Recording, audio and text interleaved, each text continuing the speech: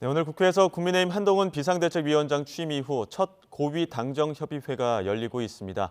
민주당 탈당파 3인방의 창당 발기인 대회를 시작으로 제3지대 창당 작업도 본격화됐는데요.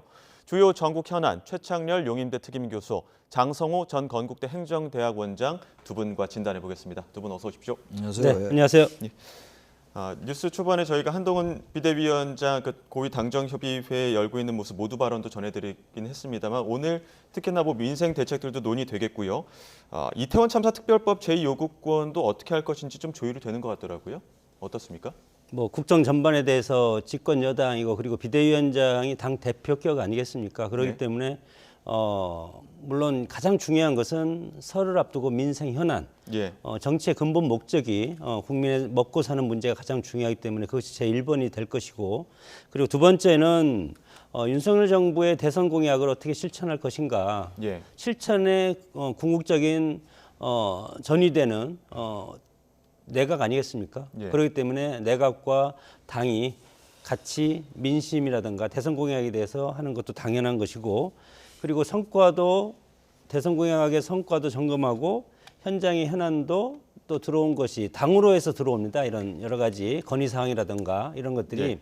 그래서 그 현안을 또 전달하고 그런 자리가 되는 것이고, 그리고 정치 현안에 대해서도 당정이 긴밀히 협력을 해야 되기 때문에 총리 공간에서 이제 통상적으로 했는데 이번에는 국회에서 이제 특히 총선을 앞두고 있지 않습니까? 예. 그렇기 때문에 모든 무게 중심은 당과 국회로 향하고 있기 때문에 그 상징적인 의미가 크다고 봅니다. 그 상징적인 의미가 있다. 이렇게 용산 2기 참모들과의 상견례 판단을 주셨는데 오늘 그 한동훈 위원장 국회에서 지금 비대위원장으로 또 참석을 했고 앞서는 이제 국무위원으로 참석하다가 오늘 비대위원장 자리에 서다 보니까 좀 감회가 새롭다 이런 얘기도 했었거든요.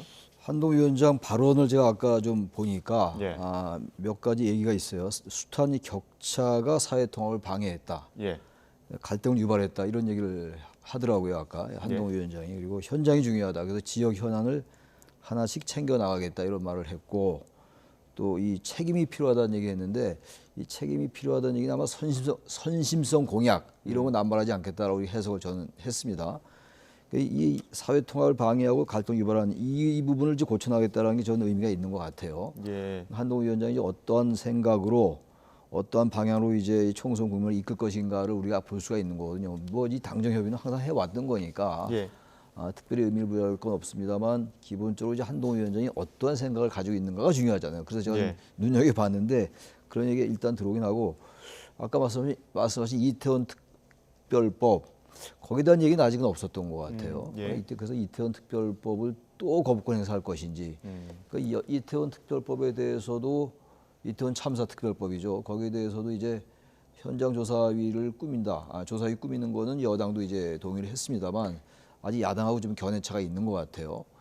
법은 통과는 됐습니다만 또 거부권 행사하느냐가 또 이제 관건인데 거기에 대한 말은 없더라고요. 그래서 한동훈 예. 위원장이 이 부분에서만은 이태원 특검법, 이태원 참사 특검법에 대해서만은 좀 전향적인 의견을 좀 내놔야 될 것 같아요. 지금 예. 지난번에 그 이제 특검법에 대해서 이태원 참사 특별법이고 특검에 대해서 이제 이미 거부권 행사가 됐잖아요. 그리고 윤석열 대통령의 거부권 행사가 있기 전에도 한동훈 위원장이 이제 총선용 악법이다라고 규정을 했었어요. 그리고 그 부분은 이제 비대위원장 되기 전이었죠. 전에도 이제 그런 자신의 생각을 나타냈었는데 이태원 특별법에 대해서도 또 이제 같은 취지 얘기를 한다면 과연 기존의 국민의힘과 무엇이 다른 것인가라는 생각을 할 수 있을 것 같아서 아직 이 한동훈 위원장의 이 이태원 참사 특별법에 대한 견해는 아직 나오지 않은 것 같은데 예. 그 부분을 좀 향후 주목해봐야 될 것 같습니다. 예. 네.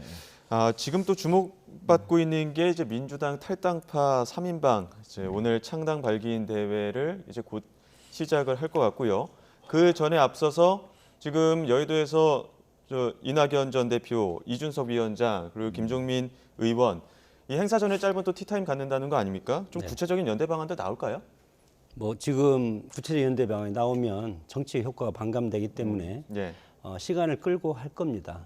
다단계식으로 쌍끌이 정치 이벤트가 앞으로 쭉 진행되어야만이 소수 정파가 국민들한테 관심을 끌기 위해서는 첫째는 시끄러워야 되고 예. 두 번째는 다양한 정치 이벤트가 많이 일어나야만이 국민들 유권자들한테 관심을 갖는 것이 정치의 기본 상식입니다. 그렇기 때문에 지금 뭐 저도 잘 복잡한데 이준석의 개혁신당이 나와 있고 예. 그리고 이낙연 전 대표 새로운 미래 예. 이제 가칭이죠. 예. 그리고 원칙과 상식이 세 분이 나와서 미래 대연합이라고 당신과 함께랑 또 합쳐서. 네, 그렇죠. 그리고 양양자 의원의 한국의 희망, 금태섭 전 의원의 새로운 선택, 예. 다양하게 지금 합종 연행을 하고 있는데 예. 이렇게 다양하게 하는 것은 애초에 빅텐트를 하려면 하나로 해야 되는데 예. 그게 아니고 다양하게 각계 전투를 하면서 마지막에 공개의 목표는 하나로 이렇게 모이지 않겠습니까? 그런 것들은 유권자 국민의 관심을 끌기 위한 정치적인 여러 가지 이벤트성 예. 그런 어떤 전략이라고 생각이 듭니다. 각자 창당을 하면서 이슈를 최대한 끌고 가서 나중에는 좀 연합하는 그런 어떤 모양새를 취할 것이다.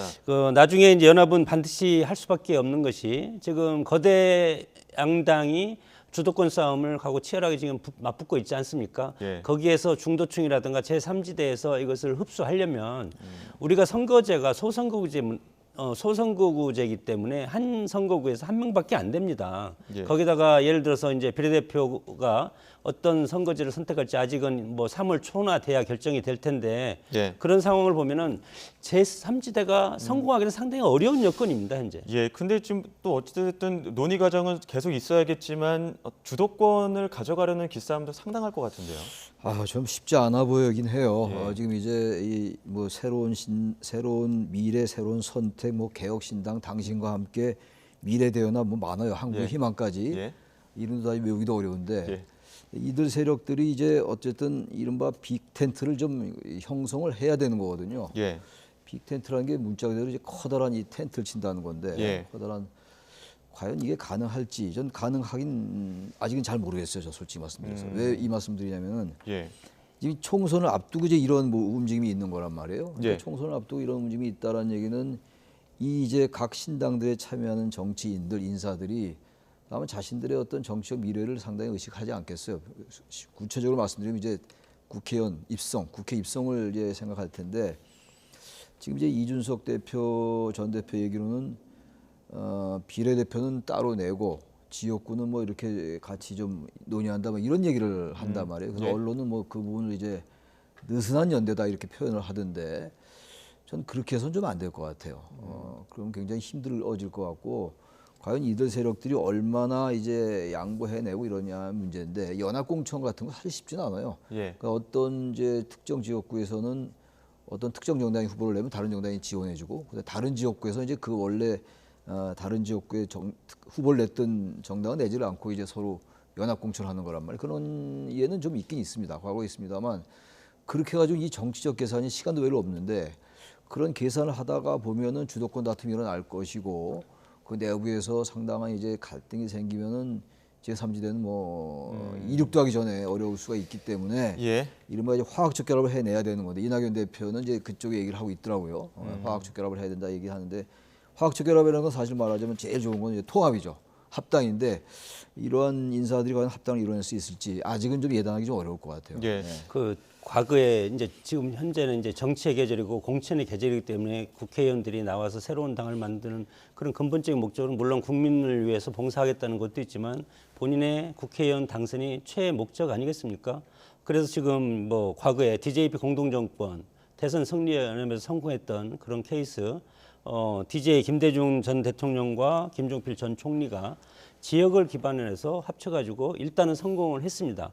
그럼에도 불구하고 권력은 나누어질 수가 없기 때문에 결국은 DJP 공동정권도 실패로 끝난 그런 사례인데 근본적으로 어떤 연합이 되려면 우리의 어떤 근본적인 지역이 확실한 지역이 있거나 그리고 확실한 대선 주자급 지도자가 있거나 그 두 가지가 있을 거 그리고 지지층이라든가 당원이 거기에 서포트를 해줘야지 가능한데 지금 이 소위 말해서 이 빅텐트란 제3지대에서 지금 하는 이런 모습들을 보면은 판을 흔들기에는 상당히 지금 대선 주자급으로는 한동훈 그리고 이재명 이렇게 지금 나와 있지 않습니까? 그렇기 때문에 이분들이 새로운 당을 추진한다면 그게 가능할 수도 있겠는데 지금으로 봐서는 추동력은 상당히 떨어질 예. 가능성이 크다고 봅니다. 근데 지금 이낙연 전 대표 이제 16일 날 창당 발기인 대회가 열릴 텐데 그에 앞서서 논란이 된 게 있습니다. 어제 이렇게 탈당 기념 행사가 있었는데 여기서 이낙연 전 대표 지지자가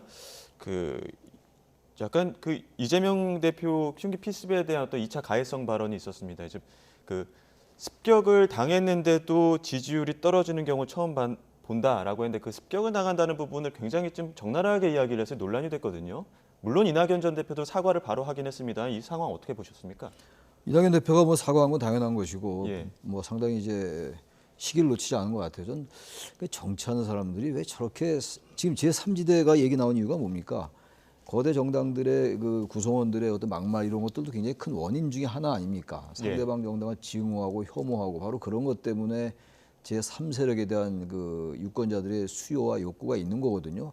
그러한 것들을 기반으로 지금 제3지대가 지금 이게 꿈틀대고 있는 건데 이제 아직 이륙도 하기 전에 그런 발언을 했단 말이에요. 그 무슨 뭐 칼럼도 쓰고 이런 사람이라고 그러더라고. 저는 뭐 전혀 모르는 사람인데 그 있을 수 없는 발언을 했더라고요. 그건 뭐 아무리 상대방 정당이라 하더라도 기본적으로 존중하는 차원에서 하자라는 게 우리 정치의 목표인데 바로 그래서 자신들이 모였으면서 그렇게 얘기를 하면 어떡합니까?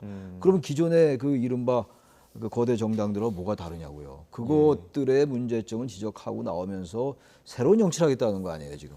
그렇지 않고 똑같은 정치 문법으로 지금 그 상대당의 제1야당 대표의 그 불행한 사건을 언급을 그렇게 아주 비하하고 말이죠.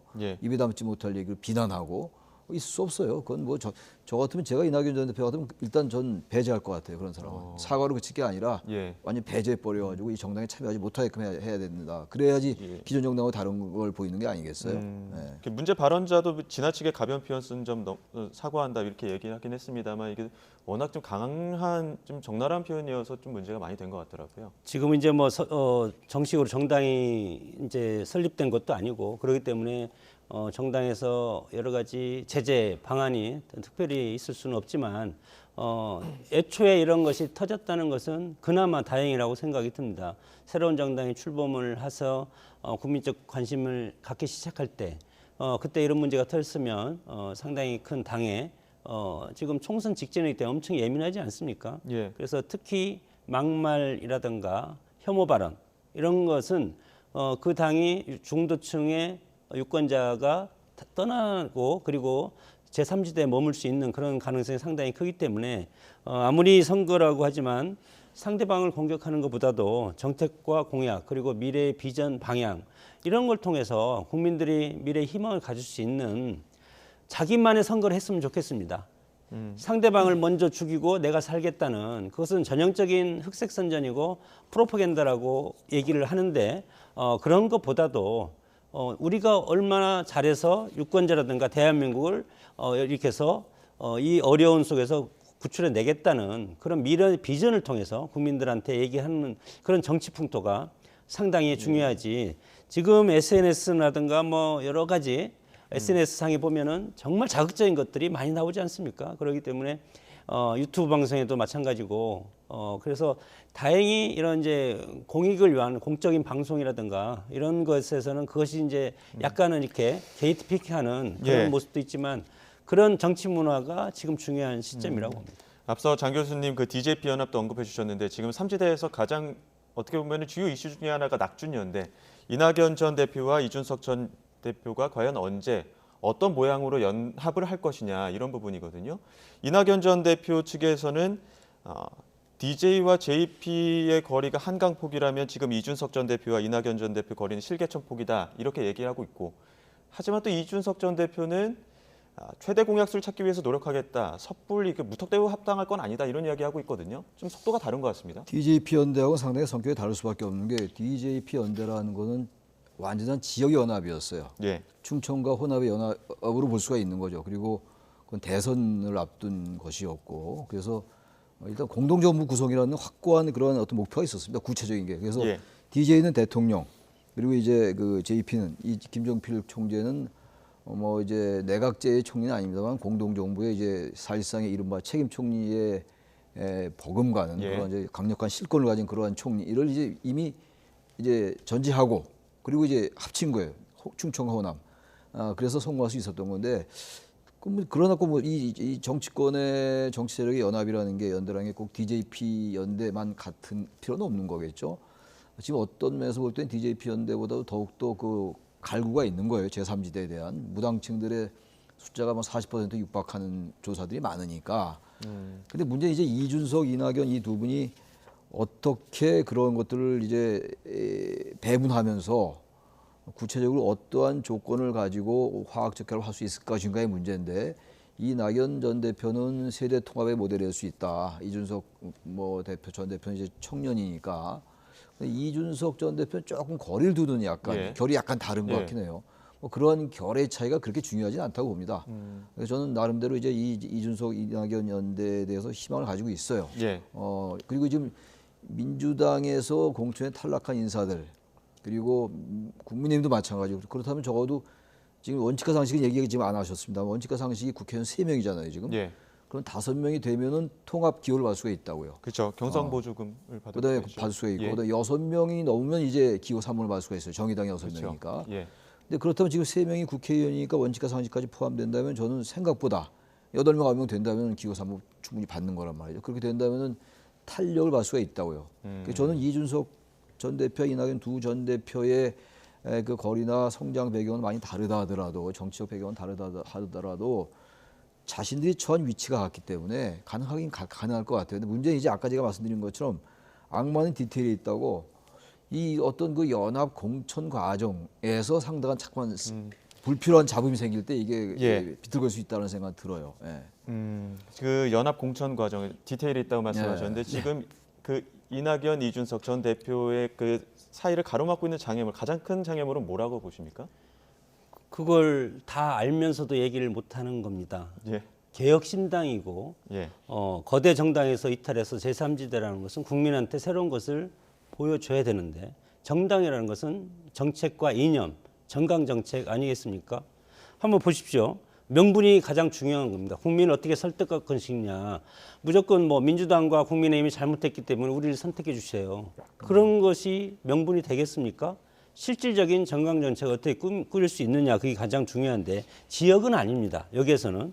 그렇게 됐을 때 이준석 전 대표는 국민의힘이 당대표 출신이고, 이낙연 전 대표는 더불어민주당의 당대표 출신이다가 국무총리까지 하신 분이고, 정치적 상식이 엄청 큰 두 분이 그러면 보수와, 소위 말해서 보수와 진보가 서로 합친다면 이것이 이제 무지개 정당이 됩니다. 무지개 정당이라는 것은 이것도 아니고 저것도 아니고, 그렇기 때문에 정강정책을 어떻게 보수와 진보를 엮어가지고 그러면 혼합형 정당으로 만들면 그 색깔이 있겠습니까? 그렇기 때문에 이 디테일이 상당히 어렵고 이것이 실패할 가능성도 크기 때문에 총선까지 연대하다가 바로 헤어질 가능성도 크다고 봅니다. 총선 앞두고 여야 공천 경쟁도 본격화되고 있어서 서로 날선 공방을 주고받는 이런 모습들도 한번 이야기 나눠봐야 될 것 같습니다. 일단 목소리를 한번 듣고 두 분 의견 나눠가도록 하겠습니다. 그들의 출마 예정지가 거의 모두 국민의힘에게 굉장히 유리한 지역들이죠. 국민을 위해서 일을 해야 하는 검찰입니다. 그런데 지금 흘러가는 양상을 보시면 국민의힘 출마자 양성소 같은 그런 모양새입니다. 스스로 친명 감정위원회임을 대놓고 천명했습니다. 친명이냐 아니냐가 사실상 민주당 검증의 유일한 기준일 뿐, 국민의 뜻은 안중에도 없다는 것이 명백하게 드러난 것입니다. 양당 모두 그 상대당에 대한 어떤 공천 과정을 굉장히 적나라하게 비판하기도 했었는데, 하태경 의원은 비명 행사라고 이야기를 했고, 또 정청래 의원은 비윤은 비윤이다 이렇게 또 이야기를 했더라고요. 어떻게 보십니까, 양당의 공천 경제? 공천할 때마다 역대 선거에서 공천이 잘 되냐 잘못되냐는 개혁 공천이 성공하냐 실패하냐인데, 합리적인 방안이라든가 당의 어떤 컨텐츠나 미래 방향성을 보고 결정을 해야 된다고 생각이 들고, 공천에 대해서는 뭐 각 당이 하는 거기 때문에 당에서 공천을 하면 국민이 심판하는 겁니다. 간단한 논리로. 그러나 지금의 양상을 보면은 각 당이 서로 상대방 진영을 공격하고 있고, 지금 뭐 민주당에서 국민의힘에 대해서 이렇게 공격하니까 윤희석 대변인도 마찬가지로 민주당에서 이렇게 공격을 하는데, 그럼 민주당 정권 때 과거에 지금 현재 국회의원들 보면 과거에 386 운동권 세력, 그런 분들은 왜 공천을 했냐. 똑같은 원리입니다. 시민사회단체 출신들이 청와대에 17명인가 들어가 있지 않았었습니까? 똑같은 논리로 보면 정치라는 것은 어떤 컨텐츠고 지금 윤석열 국민의 정부도 마찬가지로 보면 다음 총선이 왜 중요하냐. 그것은 단순히 제1당의 과반 의석이 중요한 것이 아니고 국민들한테 국민이 뽑아준 윤석열 대통령이 지난 대선 때 공약한 것을 국회에서 우리가 어떻게 하면 이것을 과반을 넘겨서 윤석열 정부의 대선 공약을 실행할 수 있는 그런 인적 풀을 우리한테 달라. 예. 그런 취지로 하기 때문에 각 당의 공천의 어떤 전략에 대해서는 국민이라든가 언론이 비판할 수는 있어도 각 당에서 서로 비판하면 안 된다. 저는 그렇게 생각이 이제 듭니다. 최 교수님께서 어떻게 제가 보세요? 보기엔 이게 자신들이나 잘하라고 그러세요. 예. 제가 볼 땐 지금 윤희석 국민의힘 대변인 말도 좀 일리가 있어 보이고 다는 아니지만 예. 강선우 대변인 말도 일리가 있어요. 이거는 자신들의 지금 공천을 이렇게 반송하고 성찰할 생각을 해야지 예. 자신들 얘기 전혀 하지 않고 상대방 공천을 왜 얘기합니까? 그 알아서 이게 상대방 공천이 이게 잘못되면 또 좋은 거 아니에요? 그러면 국민들이 알아서 다 떨어뜨릴 텐데 예. 그냥 아직도 이 공천에서도 서로를 그냥 뭐 털뜯어서 아주 그냥 안다이나 이걸 보면서 전 대한민국 정치는 참 구제불능이다 진짜. 그래서 제3지대회가 나오는데 제가 볼 때는요 이렇게 남의 정당 얘기할 거 아닙니다 지금 이제는. 그 남의 정당 증오하고 혐오하고 그것 때문에 지금 제3지대가 이렇게 지금 여러 가지 이름으로 지금 꿈틀대는 거 아니겠어요. 예. 여전히 근데 상대방 공천 가지고 다들 지금 공천 못 하고 있는 거예요. 서로 아직은 나중에 예. 봐야지 알겠습니다만. 근데 왜 이렇게 남의 당 얘기를 합니까? 자신들이나 잘하면 되죠. 자, 서로 비방할 입장이 아니다. 이렇게 이야기를 하셨는데 그럼 저희가 한번 짚어보겠습니다. 일단 국민의힘 네. 친윤 핵심 인사 이철규 의원이 지금 그 인재영입 위원장직 하고 있다가 공관위원으로 들어왔단 말이죠. 이 부분과 관련해서 어떻게 보면은 대통령실의 입김이 오가는 통로가 됐다 이런 비판들 나오는데 여기에 대해서 어떻게 생각하세요? 글쎄요, 그 대통령이 뭐 공천에 개입하지 않겠죠. 예. 뭐 그러면 안 되는 것이고. 근데 과거 정권의 경우에도 보면은 뭐 다 일일이 팩트를 확인할 수는 없습니다만 청와대의 입김이 뭐 전혀 없다고 얘기할 수 없지 않겠습니까? 현실 정치 공간이라는 게 말이죠. 근데 이철규 의원은 뭐 누구나 다 알다시피 뭐 대통령의 측근 중에 측근이라고 이제 알려져 있는 분이고 인재영입위원장을 하면서 공관위원으로 들어왔단 말이에요. 예. 공관위원장은 다른 분이라 하더라도 저는 그래서 뭐 함부로 예단할 수는 없겠습니다만 이철규 의원이 공관위원으로 들어온 건 아무튼 대통령실의 의중이라고까지는 아니더라도 나름대로의 어떤 글쎄요, 명시적으로 가교 역할을 할 수는 없을 겁니다 아마. 그건 예. 큰일 난 문제니까. 그렇죠. 그러나 어느 정도 암묵적인 교감 같은 게 가능하지 않을까 생각이 들어요. 예. 일각에서는 어차피 공관위 그 구성 자체가 비정치인들도 있고 하다 보니까 정무 경험이 풍부한 이철규 의원이 들어간 게 다행이 아니냐 뭐 이런 얘기도 하더라고요. 아니, 뭐 저는 다행히 좀 전에도 말씀드렸지만 총선이라는 것은 뭐 윤석열 정부의 대선 공약을 이행할 수 있는 사람 그리고 당의 미래 콘텐츠에 집중할 수 있는 사람 그리고 저도 공관위에서 활동을 했습니다. 과거에 예. 특정 정당에서 공관위원을 해보면 충분한 자료를 보고 결격 사유는 그거 아닙니까? 법원의 판결로 인해서 유죄냐 아니냐 그것이 이제 가장 중요한 잣대가 되고 그런 차원을 떠나서는 저는 당연히 이철규 저 사무총장 출신이고 당을 잘 알고 그리고 사무총장이라는 것은 당의 미래까지도 걱정하는 분야 아니겠습니까? 그렇기 때문에 인재영입위원장도 했기 때문에 당연히 들어가야 된다고 봅니다. 자, 민주당 이야기 짧게 해보겠습니다. 지금 예비후보 적격심사에서 지금 황운하 의원이나 노웅래 의원이 적격 판정받다 보니까 이 부분은 굉장히 논란이 많았었거든요. 짧게 어떤 의견인지 한번 여쭙겠습니다. 뭐 아직 뭐 여러 가지 뭐 비판도 있고 누구는 통과되고 누구는 통과시키지 않고 예. 이것도 민주당도 저는 마찬가지라고 봅니다. 지금 당 대표가 이재명 대표고 이재명이 대선 주제에서 가장 앞서 있기 때문에 이재명 대표를 중심으로 해서 끌고 가는 그런 모습을 지금 보이고 있고 그 포메이션을 지금 짜고 있는데 그러다 보니까 누구는 되고 누구는 안 되고 예. 이런 지금 옥신각신한 그런 모습도 있는데 여기에서 걸르고 그리고 이제 2차 공관위에서 다시 걸르기 때문에 예. 그것은 저는 큰 의미 있는 비판이 아니라고 생각이 듭니다. 이제 노웅래 의원 같은 경우에는 그 한동훈 그 법무부 장관 시절에 돈봉투 소리 녹음됐다 이런 이야기도 네, 했었고요. 저 지금의 뭐 최근에 의견서 냈을 때는 당시에 받은 사실은 있는데 뭐 신고를 깜빡했다 이런 이야기 나오면서 또 다시 한번 좀 논란이 된 것 같더라고요. 근데 노웅래 의원은 지금 재판 중이죠. 그리고 예. 황운하 의원은 1심에서 이미 실형 선고가 나왔고 예. 그럼 이런 분들은 지금 유권자들의 중간지대에 있는 유권자들은 어떻게 생각할까요? 정당들이 공천을 할 때 자신들의 공천진도 있을 겁니다 아마. 명분 사실 정당의 공천이라는 게 상당히 그 지도부의 입김이 많이 작용해요 사실은. 근데 이 부분을 뭐 무죄추정의 원칙이라는 말 때문에 그것 때문에 이렇게 공천한다는 건 적어도 제가 보기에는 국민의 상식이나 눈높이는 좀 부합하지 않는다.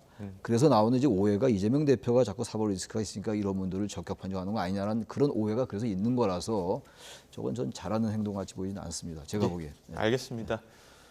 여기까지 듣도록 하겠습니다. 지금까지 최창렬 용인대 특임교수, 장성우 전 건국대 행정대학원장과 함께했습니다. 오늘 말씀 고맙습니다. 네, 고맙습니다. 네.